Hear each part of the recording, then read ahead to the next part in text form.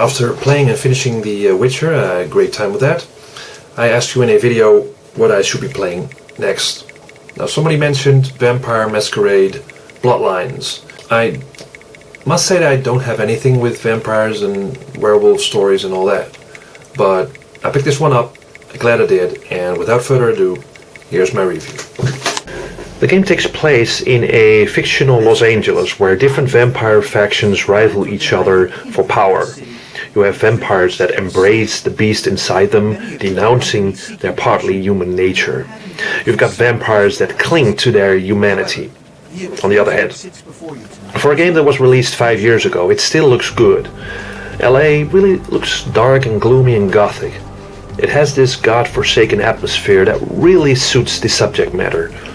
So you're a new recruit amongst the vampire ranks starting in Santa Monica. At the beginning of the game you get infected, as said, and can choose a character from 7 clans with each different traits. You want more of a persuasive character or a more of a combat-oriented character, it's all possible. Now during the game you meet a lot of different NPCs from rival vampire clans. This is one of the best aspects of the game. Each NPC is very different and has its own personality. I love the art design of the characters. And this is something very unique because most games, I think, recycle their characters, but this game does not. So it's a lot of fun experimenting with the interaction with characters and trying out different responses to what they say. It's not like you get completely different responses, but because you usually get the information you need to proceed. But it's just a lot of fun. There's some real good writing here, and it's very witty, and the voice acting is spot on.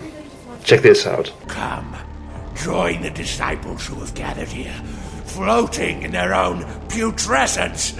I will show you the mysteries of our brotherhood as I feed on your flesh. The story does branch at some point, resulting in 5 different endings. Now that's good for replay value. It's fun to see this kind of dynamic gameplay actually started with this game, and it was utilized to greater effect in later games like Oblivion and Fallout 3 that allowed different moral outcomes of missions. Talking about missions, there's a good variety of them.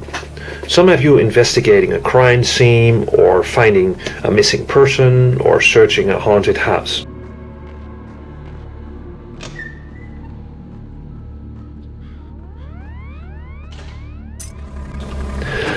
Now gradually you'll learn more about the different clans, the characters, and their goals.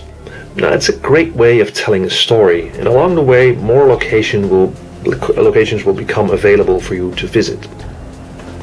Now some missions are obviously stealth-oriented, like stealing an important object from a museum, and I found out that using stealth, does not really reap rewards or anything like that, or there's no penalty on going completely ballistic. So that's kind of a bummer. Other missions involve combat, and unfortunately this is the worst part of the game. You do get a whole lot of different weapons, like a knife, like a pistol, like axe, a sword and crossbow and all that. But when in combat, things just go wrong. The camera goes from first person into third person perspective, and the melee combat is just all over the place. It's very simplistic, like a simple hack and slash game, and it's kind of all, it's kind of off and sometimes laughably easy. Now guns are almost worse than that because they're pretty useless and they don't do much damage, especially from long distances.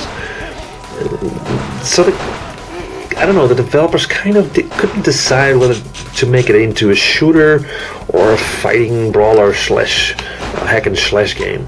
Either way, the combat feels underdeveloped, unfortunately. Anyway, after completing missions, you'll get experience points, so you can upgrade your talents like persuasion, intimidation, opening new conversation options, or you can upgrade your stamina, strength, giving you a little edge in combat.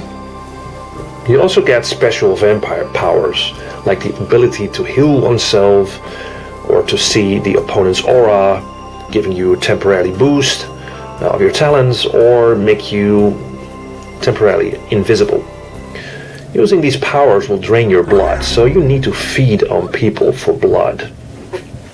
You can't do that just in public, so you need to find someone who's alone without any others standing around to feed on him. I hardly use the special powers, but it's a nice addition to the game.